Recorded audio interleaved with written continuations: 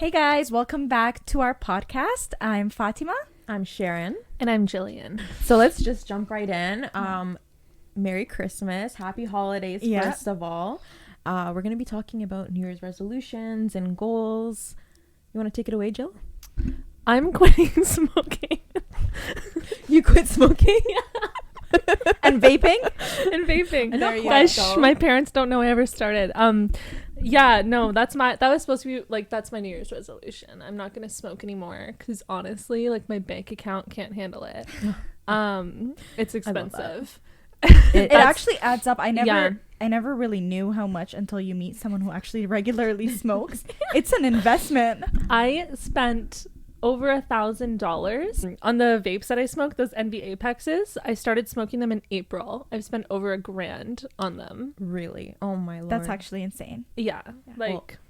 Girl. We're going to check in on you for that. Yeah. Everybody's I'll keep holding you updated. accountable. Yes. I know, yeah. And every time you smoke a vape or a cig, you're giving us $5 each. Philip Well, included. So yeah, no, that's my only goal, honestly. Well, I guess I'm like, by the time this is out, I'll be finished real estate courses as well, so I'll be licensed. Oh, that's awesome. Congrats to Jill. So what are your professional resolutions / goals? I guess I just want to, sell some houses. I would love for people to hire me. I don't know. I just kind of want to like jump right into it and get in the swing of things and go like full steam ahead. Like I don't want to like pussyfoot around it. Like Very well said. I love it. what's so funny about that? It's a saying, girl. I just want to dive right in. I feel like it's been like a long time coming, and I'm just like ready to get the ball rolling. Yeah. What about you, girl?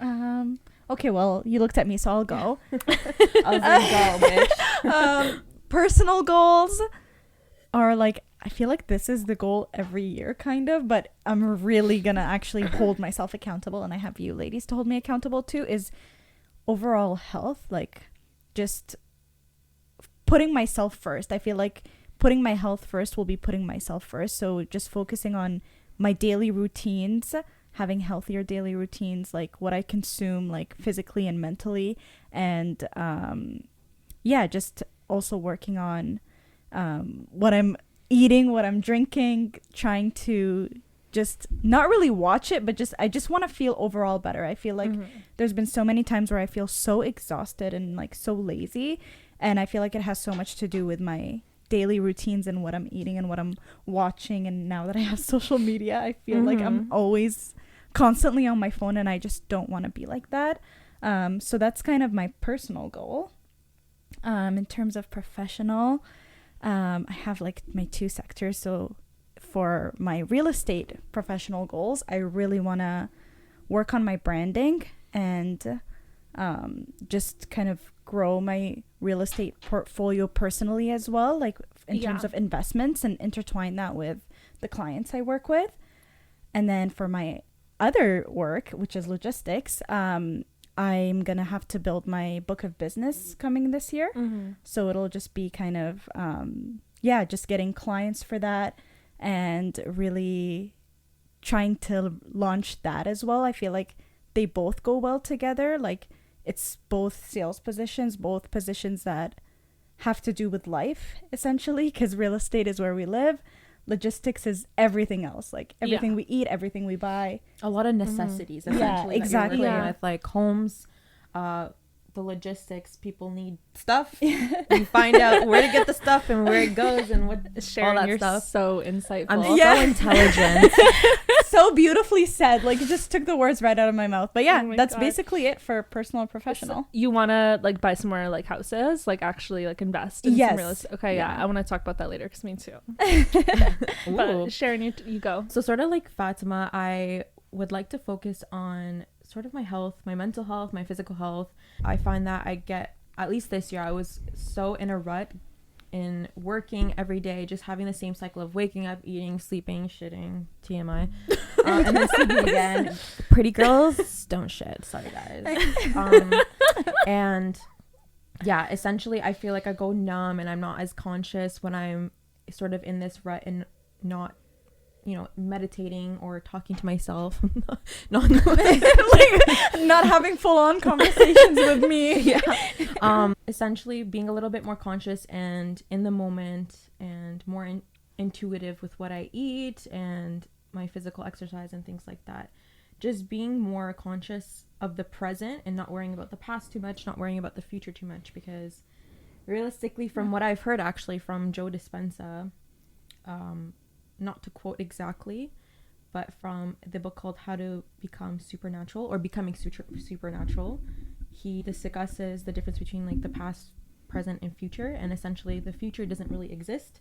The future is essentially the present, but at a later time. So I would like to focus more on present times and working on developing myself in that way. Other than that, professionally, I would like to do a little bit more with my real estate career.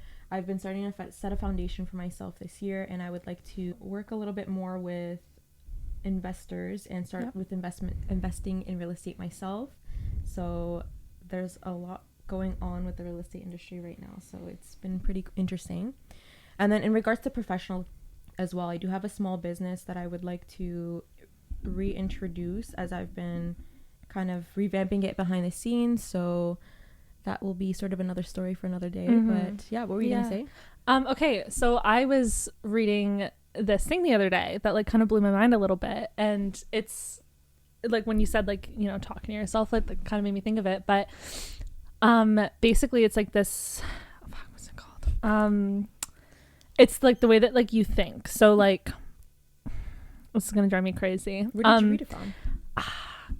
It was okay. So it started, I saw a tweet and I was like, that can't be right. And I like researched it because I was like, that sounds fucking weird. But, so like when you guys think, do you kind of like narrate your life? Like, do you think in like full and complete sentences? Like, or do you think in more? Voices? That is really it's like an inner monologue. That's what it is. So an inner monologue. So for me, it's both. And if I'm deliberately talking to myself like, oh, that guy's a fucking idiot, like I will hear my voice. But if I'm having actual thoughts, or like if it's like you got to use your instinct in a certain situation, it is almost like abstract. There's a term for it, so it's called claircognizance. That's more so the psychic ability, but I'm sure there's a word that describes the knowing of something that just immediately comes to you. Yeah. Like, okay, so think of it this way. Like, if I were to tell you to, like, think about an apple, like, would you picture, like, kind of like a vague, like, image, or, like an emoji level detail, or, like, would you picture, like, a detailed apple, like, it was sitting in front of your face, taken with, like, a professional photograph? When you said apple, for me, it was a very fuzzy picture of an apple, a red apple. It was for me, it was a real apple too, like not an emoji or anything. Yeah. Okay, so like for me, like it would be like a super like over the top, like detailed, like I would like picture it like I'm staring at it like right now. But I was talking with my friends about this because I think like people around our age, like for the most part, do have like inner monologues. Because I think that's kind of how we're taught to like think in school. Like it's like critical thinking skills and stuff. There's like some negatives too, but I don't know, it just blew my mind because like when I walk around in the day, like I narrate everything to myself basically in my head. Like I think in like full and complete sentences. Like I don't just like when I like experience an emotion, like it's not just like a vague like sense of like happiness. I like think to me, like, oh my God, that makes me happy. Like that's kind of what goes on in my head. But I was talking to my parents and like they seem to think in like much more like vague, like abstract ways. Like their thoughts are very abstract. Interesting. But I don't know. I was like reading, apparently like 30% of people have inner monologues where like they basically narrate their own lives, and it's not like a natural human thing to think like that. It's like a trained way of thinking. Really? Yeah. I think so. I don't remember growing up, at least as far as I can think of as a child, I don't remember having these internal monologues growing up. I feel like I've always just knew something, or it just came into my head. Or if I think about, cutting a cucumber or something like that, always the references, right? I just think of doing it. It's just, I never think of, oh, Sharon is about to cut a cucumber. It's just really weird. What do you think?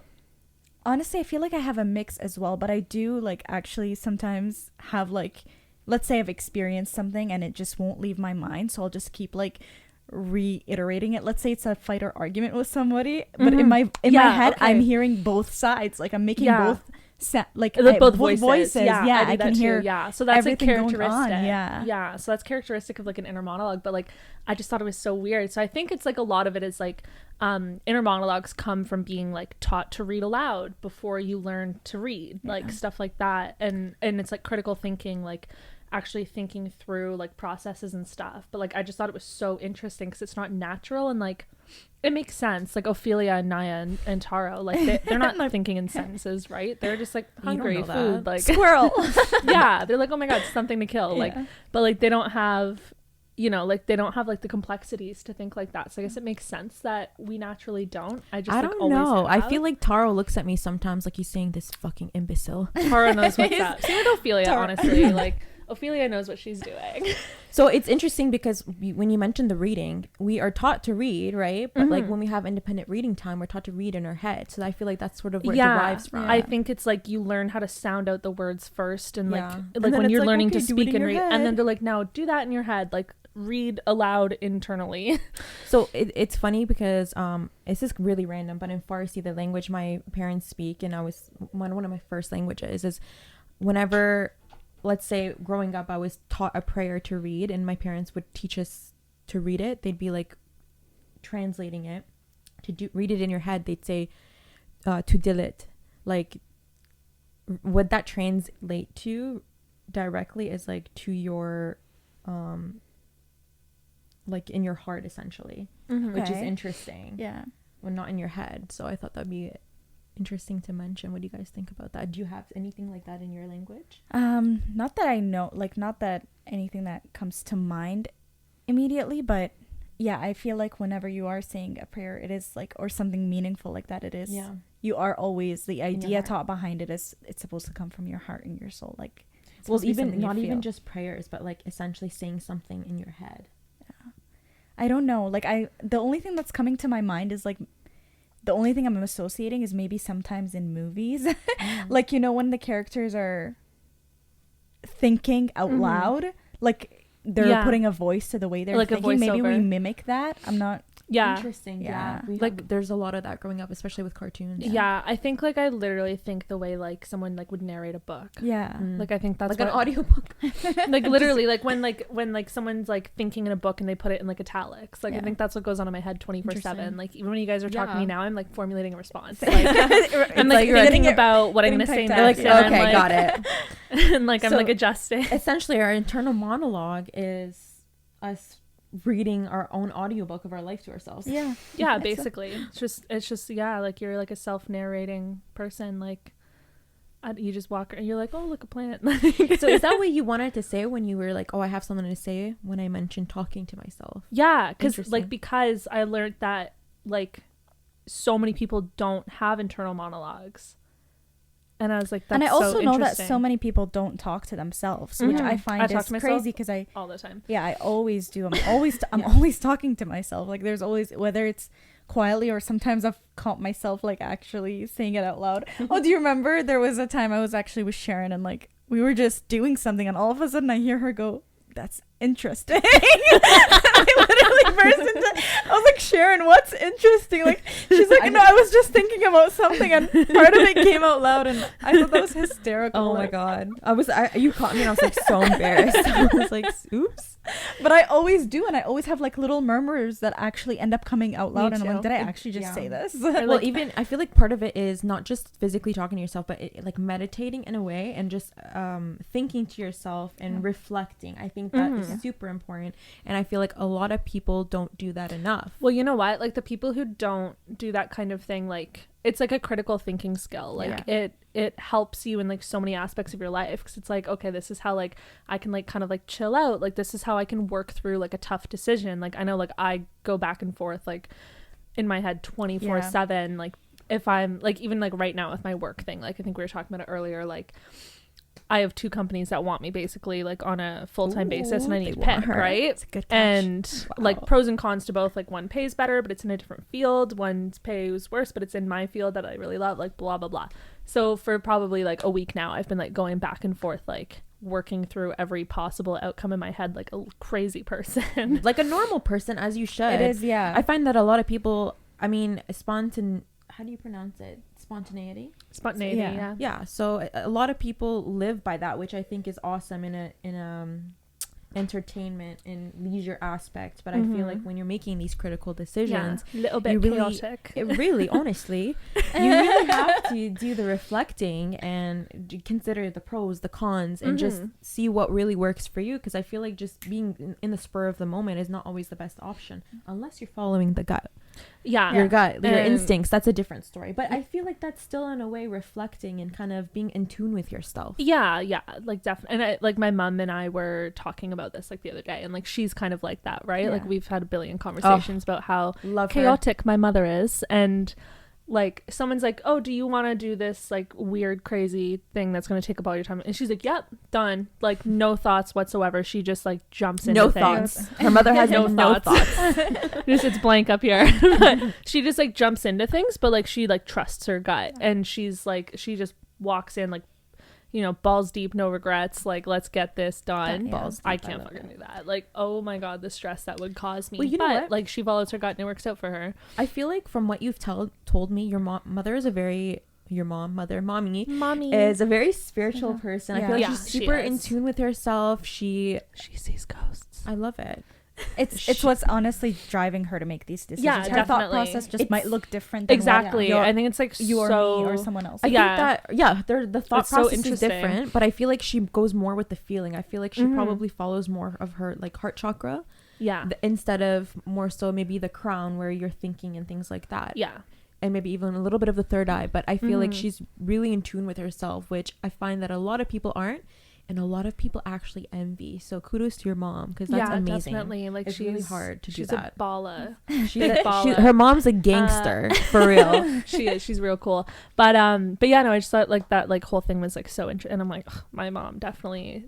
We're gonna get her on the show one day. Yeah, she'll be oh my our God. first. She's so camera shy, guys. She'll like sit in the corner and be like, hi. She also always like whenever she poses, she always puts her arms behind her. Oh, I love like, her. Me, that's so she's unflattering. so cute. That'll be her signature pose for the podcast. I think actually like what you just brought up is such an interesting conversation. Like we're right around the holidays. I feel like that is something we all should, while we're having the holiday dinner or whatever our traditions are, which we should actually talk about too. Yeah, we'll talk about we should ask everybody, like think of an apple or think of a random object and see what everybody thinks, like how they visualize it and compare each other's way of we'll thinking. compile some data for you guys and see what people we'll really let you think. know. We'll give you some statistics. But how our family thinks. So tell me about your holiday traditions around this time of year, which is December right now for you guys asking. 2022 if this is the future. we're already ahead. Jill, I feel like, do you want to start off family traditions? Sure, girl. So honestly, real booze heavy. Me and my stepdad have a couple little traditions.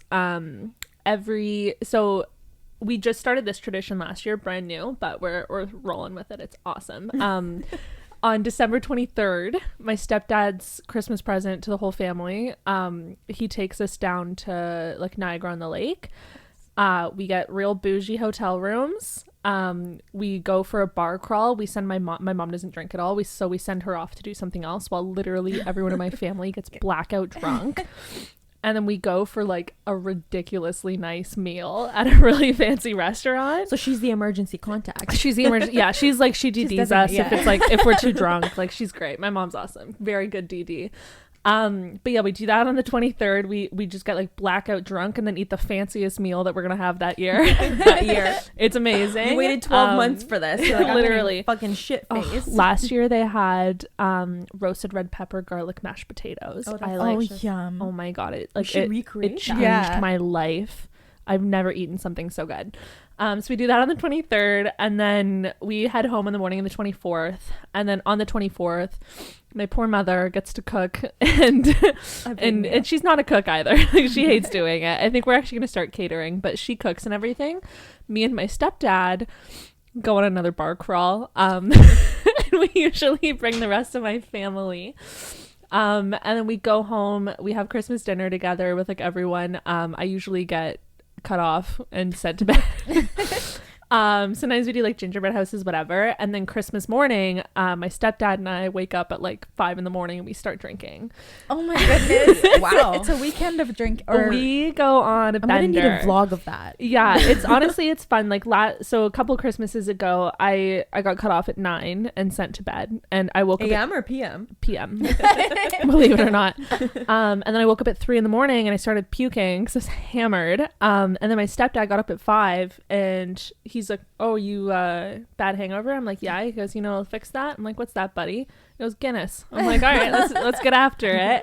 We watched Bohemian Rhapsody back to back twice, slugged like 8 beers, and then cooked Christmas breakfast for my family. Oh my, that is love that. the tradition. Yeah, the ultimate honestly, tradition. like we're it's a family of degenerates.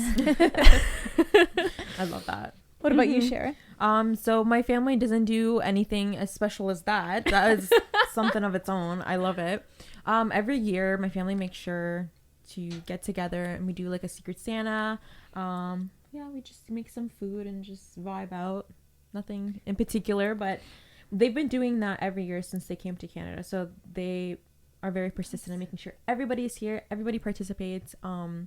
It's been such a special time every year for them. So That's ever since beautiful. coming to Canada. It's Yeah, super that's sweet, awesome. super cute. What's your role? Like, do you do any of the cooking or baking or? Every few years I find that I do the cooking. Like a few years ago I helped with the turkey. This year me and my boyfriend are cooking for my whole family, and it's the Nice. first year where majority of my family, like everybody has like a partner.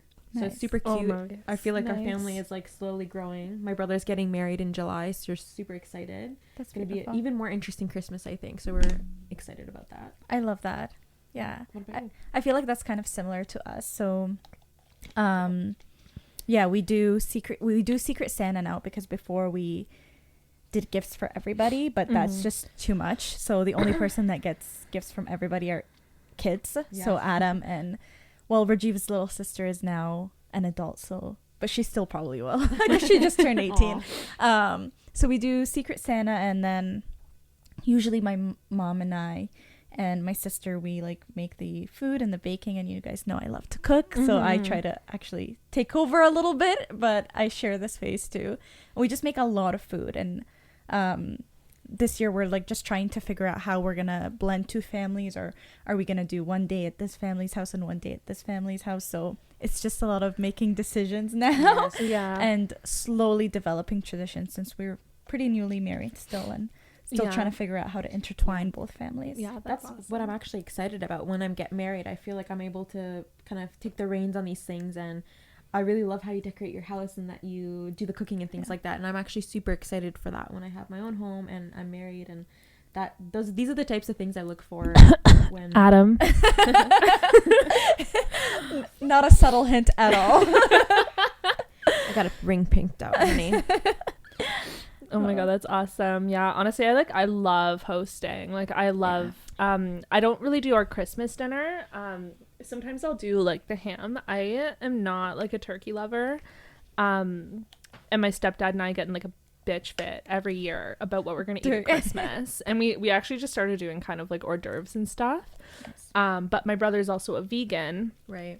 And my parents can't wrap their head around it. They're like, "Oh, Connor, like this should work for you. There's only eggs in it." I'm like, "Then it's not vegan." And she's like, "Oh, well, this one's milk chocolate." I'm like, "Come on, like it's in the fucking name. Like, try harder." So I generally do like cooking for my brother.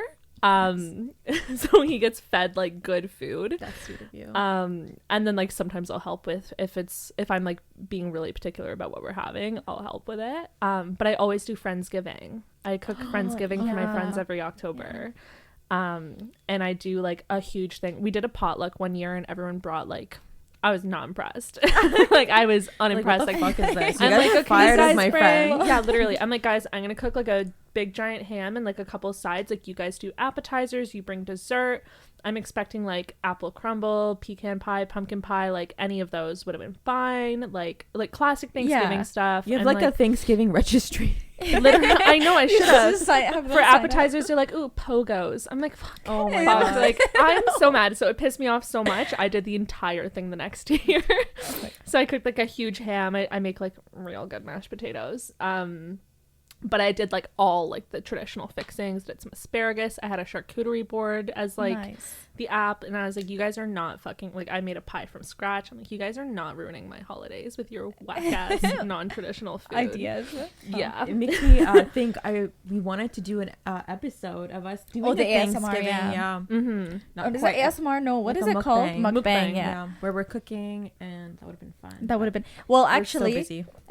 even speaking about it, like maybe we'll, for our Christmas idea, even though we have to push it to the new year, we'll like do a little video or something for everybody. we could do like a Valentine's Day mukbang. Ooh, and, like, yes. we'll make like I'm really down with romantic food, Some like pink ugh, hot wings. Yeah. pink hot I'm wings, down like for it. Chocolate 8 covered pounds of chocolate strawberries. covered Ooh, that's gonna be strawberries. sexy. Yeah. Literally my Wait till favorite you see food what we ever. wear.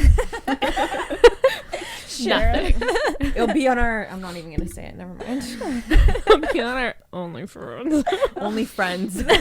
Only friends. Oh my gosh. Yeah, we'll have to do that. It'll be fun. I'm excited for that. Mm-hmm. Do you guys have anything big coming up in the new year? Big things coming up in the new year. Well, I'm stunned. First, Oh, she's I'm stunned. stunned. I haven't thought that far yet.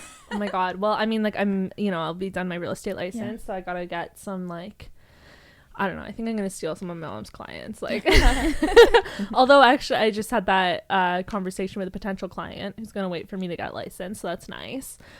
Yeah, some career changes. Like, I think I'm, going full time at this job in like a different industry, but I think it'll be good. I'm saving up for a house. My best friend and I are gonna buy a house together. So like, how else does one afford a house these days? Right. Yeah. So, and I'm moving like to Toronto, which will, but You're I moving mean, to Toronto? oh my god, you guys didn't know this? No? Yeah, not till like the summer. Oh. I'm We have a heartbroken. few. You did mention it before, so that's why I'm not so Really? stunned. I But forgot. You're just a bad listener. You're a bad friend, Sharon. Oh my god. we have a few months. It's We only have a few Toronto. I'm months. still gonna be close. Yeah. And like, I'm still obviously gonna like come out for this kind of like, I'm not gonna like for abandon this kind you of guys. stuff. I'm gonna hang out with you guys 24/7. I'm not abandoning you. It Like, feels like it. it's 40 more minutes. 40 more minutes. I'll hop on the train. Do you know where we I'll are? train We're to. Yeah, I know. I know where we are. we're in the middle of nowhere. Yeah, no, I just feel like 23 is the time to be like a city girl, No, 23 is the time to do like 23andMe and shit and stay at home. I'm gonna do 23andMe too. I but almost no. started singing that Taylor Swift song, and then I just realized I shouldn't do that because it's, I don't know about you, I'm feeling 22, not 23. wrong Yeah, one. you dumbass. Wrong age. Yeah, no, I don't know. My friend's going to school in Toronto. She needs a roommate. I hate paying like over $2,000 a month to live by myself. It'll work out. It'll yeah, be good. Yeah, I'm just gonna have like a little hot girl like year or so in Toronto, and then like while I'm there, I'm gonna be saving up to buy a house in That's Burlington. perfect because you'll Yeah. be saving so much more money too. Yeah. Which Well, will I be want to live in having like a the bougiest freaking neighborhood, right? So So will like, it really why? make a difference then? well, like like if I like where I'm looking, stupid expensive. So you guys haven't found a place then yet? We haven't found a no. Fuck. God no. All right, speaking of bougie areas, I'm in Burlington, Ontario. If you're looking for a realtor, Burlington, Ontario. Well, while we're at it, I'm in Hamilton, Ontario, and surrounding areas. And I'm in Brantford, Ontario, and Brant area in general, which includes Paris. Okay, cool. Call us if you live there. Any real estate needs. Yeah, give us a shout. So anyway, Sharon, like what's your big thing for 2023? So I'm really looking forward to really making a mark in the real estate industry. I kind of view myself as a very ambitious and entrepreneurial type of person, so very excited for that. I do have a wedding coming up. My brother is getting married in July, so that's super exciting because it's like the first marriage in my household, so my parents are super excited, so are my siblings, so really looking forward to that. And another thing is looking to get a new place, so just kind of moving and new change, lots of change I feel that's coming, and New beginnings. new beginnings essentially. Yeah. And I just look forward to all the new opportunities that I am certain will happen. Lots of good stuff. 25, turning 25 next year. It's going to be a really good year. Oh my god, you're so old. Ew. Okay, relax. Fun fact, both of their birthdays are just one day apart. Yeah. Oh my god, yeah, Yeah. that's so cute of us. Isn't it? And Oh we my can just God, have that's a so romantic. okay, I'm totally left out here. We can have a joint birthday party Yeah, because we're can. all cancers. We are all Cancer. Oh, we have to. I was actually obviously. going to mention that we should, Yeah. because we are Cancers. Our birthdays are so close together. Can we Yeah. do There's it no on, like, point. my birthday. Jill First always week needs of to be July. this extra special. Yeah, first week of July. Yeah. Fine. fun. I'll concede. That's fine. We can do that. It's cool. We'll check Sure. the calendar and see what falls closest to a weekend. Okay. Because we'll celebrate on the weekend anyways. Noise. Love Okay. it. Love it. Maybe we'll invite you guys. Who knows? Do a Yeah. little meet and greet. I'm just kidding. You think we're cool Imagine. enough for a meet and greet? Get your head out of your ass. It's a joke, guys. Don't take me seriously. Yeah. Okay. Okay, girl. I guess I'll also talk about 2023. What were we talking? Big things in Big things. 2023. Yeah. What are you looking forward to? I think like what we talked about earlier on, kind of those goals and what you were talking about, especially Sharon, like with the past, present, future. I'm always either in the past or like worrying about the past or freaking about what already happened, and then constantly anxious about what's to come. So I want to be in the present, in the moment, focusing on what I'm doing, like actually doing things and not always feeling rushed. I'm always feeling rushed, and I feel like I'm not giving myself the time I need to take care of myself and put myself first. So that is what I'm going to be focusing on this year. Yeah. You were mentioning the other day you had a couple quotes that really resonated with you, and I thought was really cool. Oh yeah, they weren't actually coats. They were from They weren't coats, they were jackets. they were oh my god, Sharon, you're gonna have to you and your like little sayings, I love them. They were, one thing was from Shameless, funny enough. I've only watched the American version, by the way, of Shameless. Have you seen the UK one? No, I Oh, it's based It's on not- the UK yeah. one. Oh, it's like The Office. Itch. Yeah. I love some good UK television. I I'll have didn't to know check The it out. Office was based on the UK. Yeah, I always Yeah, feel Ricky like Gervais. no way. I always Mhm. feel like the UK shows and movies are a bit better, but I haven't seen the UK They're version way of better. Shameless. But yeah, when Lip was kind of recovering from being an addict, and he was meeting with a new sponsor, and he was talking about how she asked him what his issues are, and everything he was talking about wasn't actually an issue that involved him. He just kind of input himself into the situation and took on these issues as his own. And I feel like that's something I tend to do. So just kind of focusing on that, and focusing on fulfilling promises I make to myself. Like even little things, if I say I want to wake up at this certain time, I gotta wake up at this certain time. Otherwise, why do I wake up for other people super early in the morning or other commitments, but I won't do it when it's just for myself? So yeah, just kind of really resonating with that as well, like that specific scene. And that'll help me, I think, prioritize myself and be a better version of who I am in 2023. Yeah. love that. Yeah, that's awesome. Like I think that's like so important to like focus on yourself and like to stop burdening yourself with other people's bullshit, you know? Like I think like naturally like everyone wants to be there for their friends and family. I know you guys are like both like very empathetic people, and like you take on a lot of everyone else's stuff, but like it takes like such a big toll on you, and it's just so important to just prioritize yourself. Not, you know, you can still be there for someone without absorbing it and letting their problems like negatively impact your life.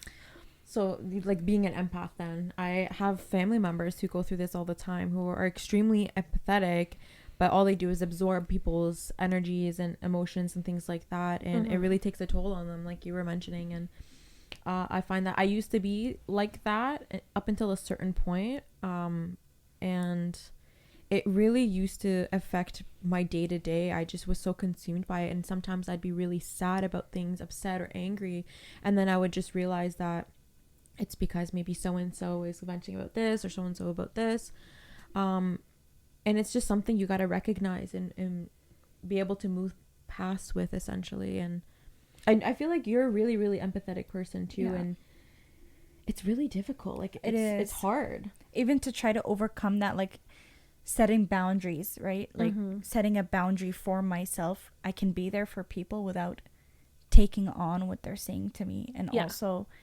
I feel like setting boundaries is something that will not only help me respect myself more, it'll help me respect other people. Because if I'm constantly pushing my boundaries for other people and putting myself in situations where I feel overwhelmed, stressed, or like I don't have the energy for it, that's kind of selfish in a way too, because they're expecting my full attention, me to actually enjoy it, whereas subconsciously I'm blaming them for some sort of misery I'm taking on, which is not fair to whoever I'm with. Yeah, it reminds me of this like concept that I've talked to like my therapist about, and like we love my therapist. Shout out to Jill's therapist. But this like concept of like radical acceptance, where you know, like you can't change what's going on, you can only like change, like you can only change how you like react about it, right? So like radically accepting like this is the way things are, like these people are gonna like piss me off and vent to me, and like they're gonna dump all their trauma on me like, and but like applying it to like any like situation in your life, right? Like I can't change what has happened, and I can't change what other people are going to do. What I can change is how I let it affect me and how I act on it. And I think it just like it takes so much pressure off of you and like so much of that like stress and anxiety of like things are gonna happen, whatever, like let it come, I'll act accordingly. I love that. That's sort of what I was trying to describe in the last episode when we were discussing how we're not crying as much anymore at cancer, as we're like crybabies, right? I just will recognize an issue perhaps maybe I used to really cry about or be angry about, and I look at it and I'm like, well, if it's already occurred, what can I do now? I'm just gonna sit here and cry about it, waste time, or can I move on and learn from it and go on with my day, or just kind of try to create a better situation out of it? And even just understanding that, learning from mistakes as well. Like if I do certain things a certain way, say something the wrong way or anything like that, I recognize it as just like a lesson, essentially. I try not to be too hard on myself, and I think it's really valuable to be realistic with yourself, but also being self-aware and gentle and kind. So I really like the way that you put that, and your therapist is truly a genius. She's so smart. I love her. We're best friends. Which is no, we're not. In my fucking dreams, right? But yeah, no, I just think it's like really important, like that, you know, you learn how to like frame your thoughts more positively, and like not let like outside influences that are completely out of your control like dictate your life, right? Like you can't control what other people are doing, you can't control what's going on, you can't control the weather. Like take it in stride, and you can only control how you act on it, right? So if you frame all of this like bullshit that's coming your way in a more positive light, like what you said, you know, like you've messed something up or someone fucked something up, like whatever, like take it as a learning experience. How can I do better in the future? How can I better myself later? Not, oh my god, like I can't believe this happened to me, this is so brutal. Like you know, like just if you kind of change your way of thinking like that a little bit, like there's such a major positive impact on your life. You'll attract different situations because your attitude towards them will be different. Like there's a lot of people that always think, I have bad luck, this is why these things are happening to me. Whereas you got a shit attitude. Total opposite of that can be, I acknowledge that this happened, I acknowledged that this doesn't make me feel the greatest, but here's how I can avoid it next time, or here's how I can improve it next time. Kind of exactly what you were saying. So I feel like your outlook and your attitude towards things will really change what you're attracting, because you're going to be seeing it in a different light. And I think too, like a misconception is that like people just have these like thoughts in a positive way and they just pop up, but that's not always the case. Like sometimes your initial thought is shitty, but like you can catch it and like reframe it, right? Like if you have like that negative thought pop up in your head, like catch yourself and go, okay, like maybe that's not true. You have to kind of almost like not react to it immediately. You have to kind of like let it sizzle, let it marinate a little bit. Let it marinate like a good steak. Exactly. You want to let it marinate for a little bit and see, wait a second, what was that negative thought again? Oh, like my hair looks bad today. Okay, it's not that deep. Let me just go brush it. Yeah. Like, I love you and your like silly little goofy things. yeah, there's a lot of things that I feel like people just immediately register these negative things and just react to it right away. Yeah. They don't let it sit a little bit and then recognize and reflect on what it really is and the root of the cause. And sometimes, like with Lip and Shameless, when they're sitting there complaining about these certain things, it's like, well, these aren't your problems. Maybe you're just absorbing it from somebody else and you're just recognizing it as your own. Yeah. If we just sit and reflect, I think we were discussing that earlier, the reflection is such a key part in any human's daily life that I think everybody should be doing. Yeah, and I honestly, like what you just said is exactly what I've been doing lately, and I've noticed already. I've been only actively applying it because the stuff we're talking about is so easy to talk about. It's so hard to apply in real life. Yeah. So not being reactive, I can be extremely reactive. Something happens, I feel it, and I just want to react in the moment. But I've found now that if I just take a moment, like let it sit there, now when I'm approaching it, it's with a totally new outlook, with a totally new mindset. Like if something rational, right? Like, oh my god, yeah, I used to be like that. Actually, I really, when I would get very angry, I would react horribly. And I find that now that I've matured a little bit and recognized that if I put a little bit of distance between myself and the situation, I can completely calm down and be like, wait a second, it's really not that big a deal, and I don't need to react that way anymore. And I find that has helped so much with all of the relationships in my life. And I think it's really important just in everyday life. Like, even if you were to be in a situation where like a stranger approaches you and in such an alarming way, I feel like you still need to be able to react a certain way, or like collect yourself and not. There's a rational way to do things, and like that's a lot of the time your first thought is not the most rational. It's like it's very reactionary, right? Or it's like fight or flight, like whatever it is. But like if you just like kind of take a second and you're like, okay, like I always do when I fight with like my Ryan, when we get in fights, I'd always I'll blur that out again. But I recognize that like if I react in this moment, I'm gonna be freaking crazy, and I'd be like, you know what, give me like an hour or like 5 hours, like leave me the hell alone, let me like stew in my anger, and then let it marinate, let me chill out, and let me think about this rationally. Because if I give you an answer or respond when I'm this mad, I'm just gonna be crazy and we're gonna get nowhere. Listen, this is gonna sound super cheesy, but it is true. Time heals all. It does. Honestly, it heals everything. It really does. It really does, because it helps us come to our senses. As humans, we're bound to, you know, like act irrationally, jump to these emotions, act, you know, like just humans can be stupid sometimes, and to be able to have those sometimes. I'm looking at you all the time. Maybe. Oh, don't get sidetracked, baby girl.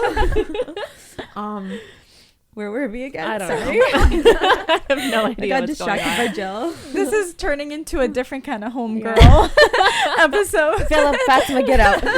We need alone time. But yeah, where was I? I think just to kind of piggyback on what I was discussing earlier, I wanted to talk a little bit more about Joe Dispenza and Becoming Supernatural, the book he wrote, with the past, present, future, because I think this is sort of the topic we're on.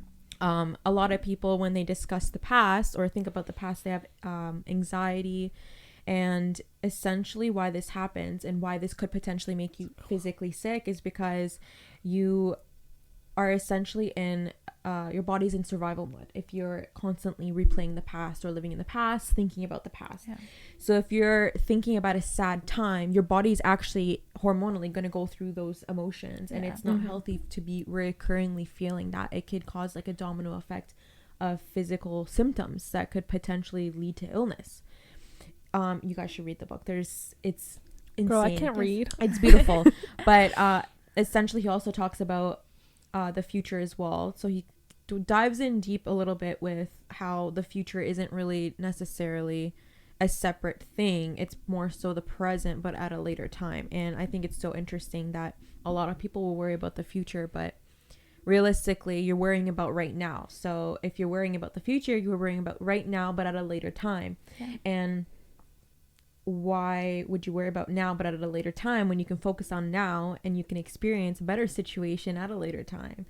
So it's interesting because it shifts your perspective, and it also makes you realize and recognize that you have so much power just as a human being with your thoughts and your abilities to just be and resolve things on your own. I think it's such a good book that everybody should read, and I'll probably keep referencing it in every single episode, but I really thought I'd mention that because it really will shift your perspective. I might just have to pick it up. It might have to be one of my Cuba reads. It's I really love it because it will discuss being able to like not just manifest things, but change your life biologically, physically, neurologically, with just thoughts alone. And it sounds kind of kooky, but it really does break down the science of it, and it intertwines science and spirituality and all those things that can be applied to really anybody. And it's very interesting, and it can be applicable to anything. I awesome. Definitely, like I said, I'll definitely give that a read, and I think that's what kind of life really like breaks down into, and just people who actually like, even just seeing successful people, they are always, and successful, not I don't mean that like money, even successful people that are successful in their relationships, in all aspects of life. It's about mentality. Some of their biggest advice is always about mentality. Even like when you're in a relationship, if something happens and you decide to move on, you've got to move on. Otherwise, if you're constantly putting yourself back in those moments where you felt your worst, then what are you doing? You're reliving that trauma. You're bringing back all those feelings into today. Now you've ruined the future essentially with something that's happened from the past. So you've really got to learn to just be in the moment. What's happened has happened. What is to come hasn't even occurred, because what are you doing? You can't now? plan. You're molding it. It's like your actions right now are going to affect what your future looks like, but like anything can happen. You don't know. Your actions now are your future, so why care about the future? I mean, you should care about it, but like don't be so anxious. Don't like it's not something to stress about too much. Like things will come as they come, and you can you can adjust. You know, you can always deal with as it should. Blissfully, if you focus on right now, which is so beautiful. Okay, even though we said we're not going to talk about the future or worry about the future too much, I think we should touch base on some of the latest real estate controversial topics, you can even call them, especially with Doug Ford's new take on bylaws in the Greenbelt.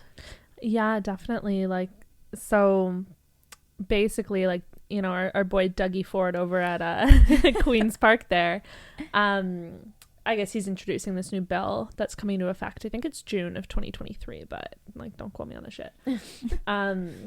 But basically it's going to allow people to circumvent municipal bylaws around like duplexing and triplexing in their house. That was cute. Real estate value over guys, here. I'm brain dead. So you know, like, I think that's like a really like positive development, right? Like, duplexing and triplexing is such a good thing, like, especially amongst our current housing crisis. Like, it's like creating homes for people, like, awesome. B, it's supplementing your mortgage payments with rental income on your current houses. And C, like, you can bypass all of the bullshit, like like the bureaucratic stuff. Sorry, what my brain like tries to be a person. But you know, like, it's always been such a detrimental process because you have to apply for these like costly permits, and then like they could deny them after you pay for it, and like and there's like just these like bureaucratic hoops, right? So they're kind of canning that, and as long as you can comply with like the building code, you're good to go. Like, I think it's awesome, and that'll actually create safer homes for people, the people that are renting, right? Like, not having someone who's thinking about duplexing, triplexing, it could be very overwhelming to think about potentially paying for a permit that's not going to go through, thinking, oh, this is going to take forever, let me just cut some corners. That does happen, right? So dangerous. So like, let me find a loophole instead. Whereas now it can be pretty straightforward. And what will that result in? It'll result in a faster process for homes to be created for those new immigrants coming, for even just our population now needs it. And it'll be like I said earlier, a safer place for creating safer homes for everybody. Yeah, I think it's actually awesome. So I think I've mentioned to you guys, I'm looking at buying a house in the next like year and a half probably. But my best friend and her boyfriend, like, we kind of like sat down and we're like, okay, like, let's do this together. And that's like our plan. Like, honestly, this legislation is kind of pushing us because we've been for the longest time like, holy crap, like, I'm 23, she's 23, her boyfriend's 24. We're like, how are we ever going to afford houses? Like, that's our goal. We want to be property owners. And I was talking to my best friend about this legislation, and she's like, why don't we just buy a house and we duplex it ourselves, and then we can all, like, you know, the three of us can live there, like.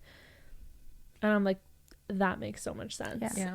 Like, now that you don't have to go through like the additional like expensive lengthy process to get that done, like, why not? Like, it'll be so much easier for us to get approved for a mortgage and like get a down payment together.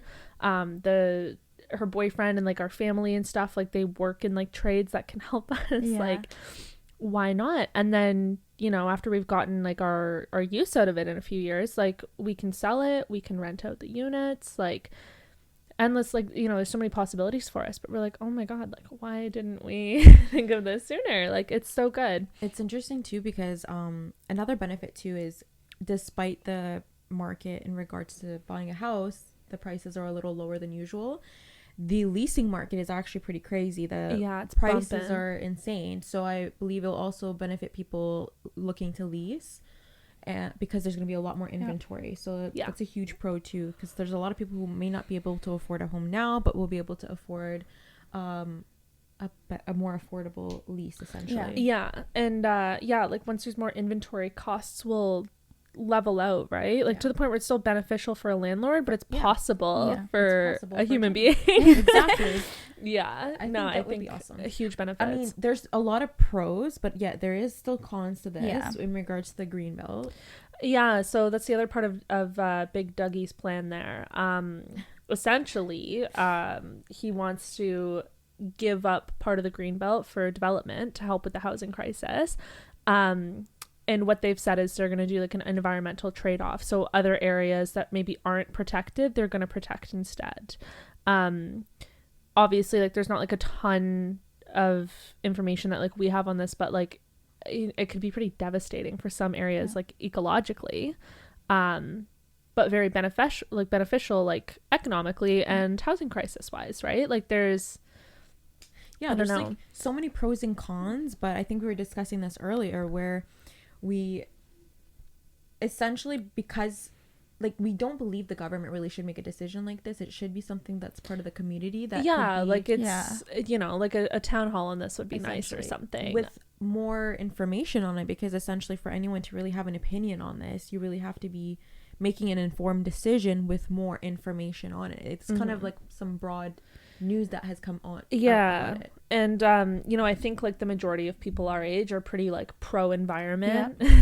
You know, like, we want to preserve as much as we can, and you know, like, older people, it's not a priority for them. Like, it never has been, right? It's like the environmental movement is something that like really like came in strong like in our youth and our adolescence, and like people who started hearing about global warming and they're like 50s 60s, they don't care about it. Like, it doesn't affect them, right? They're gonna die before anything. Like, as harsh as that is, but it's true. Like, oh, 20 something that's gonna happen, versus I'll be in the ground. Realistically, versus like, you know, we're young, right? And like, we are inheriting this earth and we're leaving it for the next generation. Like, we're gonna actually experience the devastating effects of climate change if nothing happens, right? So I feel like there's such a bigger push in our age group and like our demographic to preserve it, right? So like, that's where this like controversy comes from. Like, okay, like, you're gonna protect a little bit more of the, like, you're gonna add an area to protect in the Greenbelt, but like, the biodiversity along the Greenbelt, like, it's varied, right? Like, how devastating would it be? How much of an impact would it be if you give up this section, especially for so long? And then eventually, like, if this continues to happen, like, what are the limits? We don't know. And there's only so much areas that you can do this with, right? I think that's the thing too. Like, what are the limits? Where does this stop? And what precedent does it set for the future? Exactly. And I think also it can come off as like a short-term solution, right? Yeah. It's like a band-aid solution, which band-aid solutions, they never really work. No. So we gotta really, like you mentioned, it has to be brought up to the community. It has to be discussed more openly. Has to be thoroughly understood. And it has to be evaluated. Like, it can't be a rushed decision for something like that. They definitely need actual data. They need to do some studies on this. They need to be able to get some surveys done, things like that. There needs to be a lot more research done before they can actually proceed. At least research that we can see. Maybe they've already done it, but there's not much released to the public where we can actually have like a good informed decision. I mean, not that we're making it, but the community definitely needs to be a part of it. Well, I think like the thing is there, like it's so controversial, especially in, I think like the climate right now, like like the political climate, I mean, is like very much like pro conservation, pro like let's do something about climate change, like let's make a positive impact, let's stop. And then this is really contradictory to it, right? So I think it's something that they kind of want to slip in and sneak by us, right? Because they want to get it done. It would cause certain, or it would solve certain problems, but at what cost? That's all it comes down to, right? At what cost? And I know like personally, I think it'd be a shame to see the Greenbelt developed anywhere. It's an interesting timing for it too, with the both of those announcements. Yeah, he's like, hey, we're gonna give you guys this win, but then we're gonna sneak this away from you really quick. Like, exactly. So it's a little shady, politics. Dougie. That's politics. It's shady, and he thinks it's a bit of a trade-off. But it's, I don't know, at what cost, really? And I'd love a response. Well, even adding, moving on actually to something maybe less controversial, but still something that'll impact, I think, everybody, because interest rates with the Bank of Canada releasing the schedule for 2023. We have the dates for you guys, and we'll add them to our Instagram and Facebook page. Now, whether it's going to be increases or decreases at these set dates is not something any of us know. We wish we had, what do you call it? Clairvoyance. A look into the future to see what's going to happen. I know already. Our Sharon is very spiritual. So she'll let us know. Fucking right you are. But it'll be quite relevant for really anyone, even if you are not a homeowner yet, to kind of keep tabs on, just to stay relevant in the market, and just to be able to see what's going on and what's up, right? And whether this 2023 you're looking into your mortgage renewal, you're thinking about refinancing, you're thinking about purchasing, selling, it's going to impact all of us essentially. So we'll have a post up on our Instagram, like you said. We'll link it for you guys, and as always, there's going to be market updates and real estate related stuff, and pictures of our kitty cats and our puppies and stuff like that all over our Instagram, so you can always check it to keep up to date on what's going on in the market here. And sometimes we do events, so you can keep tabs on that, and we'll let you know when an announcement comes out. And we'll have a bit more into our lives as well, so you can see a little bit of everything. So thanks for listening or watching or whatever you're doing, wherever you're tuning in from. And we'll talk to you guys next time. See ya. Bye. Thanks, guys. Bye.